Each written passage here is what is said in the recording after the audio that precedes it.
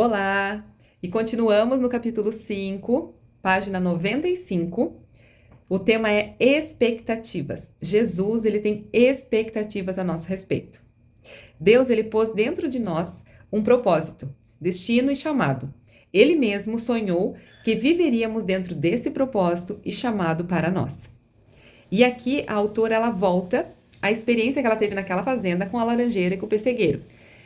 Sabemos que desde que era uma pequena semente, a laranjeira já possuía o DNA de uma laranjeira frutífera, uma vez que foi criada para esse propósito. Ela foi criada para dar laranjas, né? Para ser frutífera. Esse já era o DNA dela. Então Jesus, ele sempre buscará frutos conforme a identidade e o propósito que depositou em cada um de nós. Muitas pessoas vivem sem direção, porque não conhecem seu propósito de vida, seu DNA. Mas de uma coisa podemos ter certeza: todas nós temos um propósito, um DNA que o céu pôs no interior de cada uma de nós. A única forma de descobrirmos esse propósito é através de um relacionamento íntimo com Deus. Você já sabe qual é o seu propósito? Ou está em busca ainda? Então se aproxime, tenha intimidade com Deus e Ele vai te revelar o teu propósito. Aos poucos, eu ainda estou no início disso, né? Deus me fez um chamado, eu estou obedecendo, mas eu estou em busca de saber o que mais Ele quer, né? Qual é o verdadeiro propósito dele para minha vida? E a gente vai buscando. E para a gente ir descobrindo, a gente precisa se derramar na presença dele, a gente precisa ter intimidade com ele, né? Aprender a ouvir a voz dele e a obedecer. Porque enquanto a gente não obedece, as coisas não acontecem. Isso é tudo aquilo de que precisamos. Desejar corresponder às expectativas dele. Então a gente precisa estar conectada com Deus para procurar corresponder às expectativas dele e não às nossas, né? Porque a gente também tem expectativas a nosso respeito. Só que às vezes não é o que está no coração de Deus. Então a gente precisa corresponder às expectativas dele, estar atenta ao que ele está falando, não ao que o nosso coração está falando. Amém? Algo interessante aprendemos nesse texto de Marcos 11. Eu vou ler para vocês Marcos 11. No dia seguinte, quando estavam saindo de Betânia, Jesus teve fome. Vendo à distância uma figueira com folhas, foi ver se encontraria nela algum fruto. Quer dizer, ele viu de longe folhas e foi até ela para ver se tinham frutos, porque ele estava com fome. Aproximando-se dela, nada encontrou, a não ser folhas, porque não era tempo de figos. Então lhe disse: ninguém mais coma de seu fruto. E os seus discípulos ouviram-no dizer isso. Aprendemos o quê? De longe, toda árvore parece ter fruto. As folhas enganam, né? Quando a gente tem folhas lá, a impressão que Jesus teve é que ela tinha frutos, mas ao chegar perto ele viu que não. Vamos nos esquecer de que, de longe, todos parecem ter frutos, mas só conhecemos de fato uma árvore quando temos a chance de chegar perto dela. Aliás, o fruto mostra a identidade da árvore, de que espécie se trata, da mesma forma o fruto define quem somos. Então, que fruto temos dado, né? Fica a pergunta para nós. Quando Jesus fala em fruto, ele se refere a caráter. Por que ela disse isso? Porque em Mateus 7, do 15 ao 20, diz assim: tomem cuidado com falsos profetas que vêm disfarçados de ovelhas, mas que na verdade são lobos esfomeados.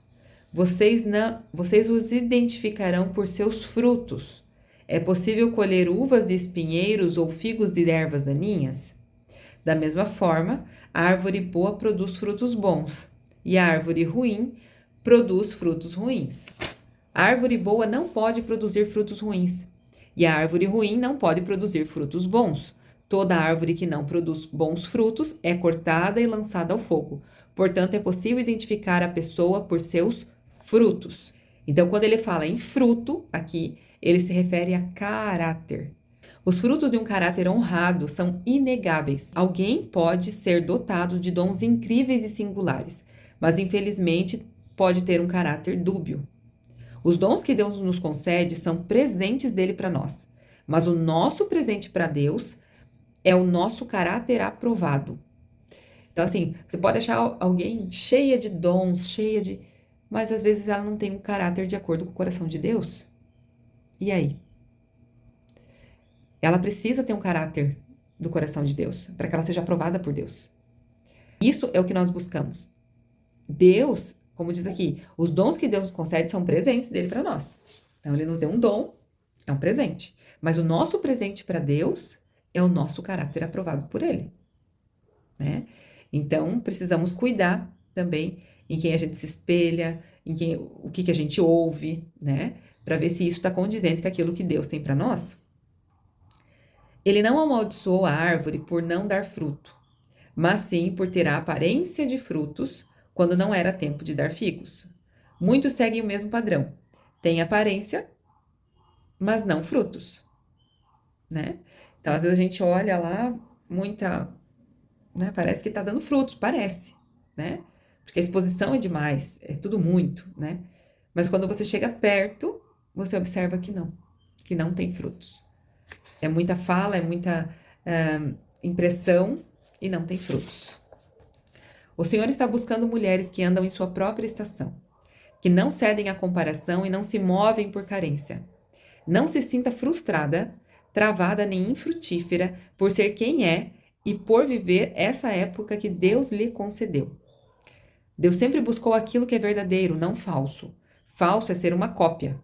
O problema da cópia é que ela não tem validade nem legitimidade. A autoridade é fruto de quem somos e do que reside somente em nós, em quem Deus nos criou para ser, não naquilo que copiamos. Quando se encontrar com você mesma e com o seu chamado, os frutos nascerão naturalmente. Você não vai precisar fazer esforço. Vai ser natural. Porque você está de acordo com a vontade de Deus. Você está caminhando para o teu propósito. Então, você não precisa usar a sua própria força para acontecer. Ele vai fazer acontecer. Então, mantenha-se fiel ao DNA que o Pai lhe deu. Seja fiel a quem você é. Seja fiel àquilo que ele te chamou para ser. Sabe? Às vezes, tem mulheres que têm o dom de falar, que têm o dom de falar em público. Então, elas vão ser chamadas aí para, sei lá, ou tem uma voz linda, vão ser chamadas para cantar, vão ser chamadas para ministrar, para ser pastoras. Mas tem mulheres que têm o dom de receber pessoas na sua casa, de fazer uma visita. Você pode ser usada como uma amiga, né? Simplesmente num abraço, numa palavra de conforto. Isso também é um dom, né?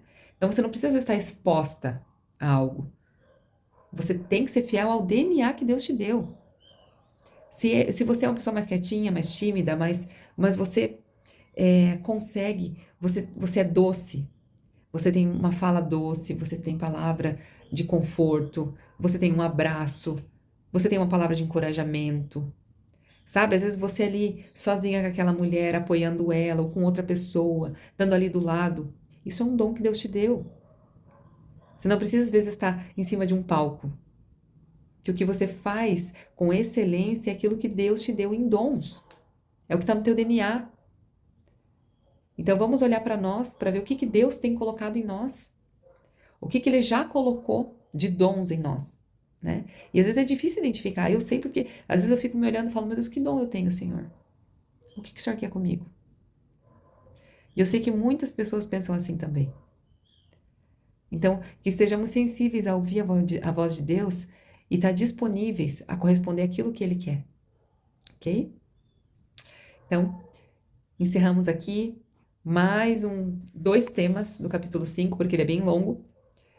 E depois tem mais. Um grande beijo para vocês. Deus abençoe. Tchau, tchau.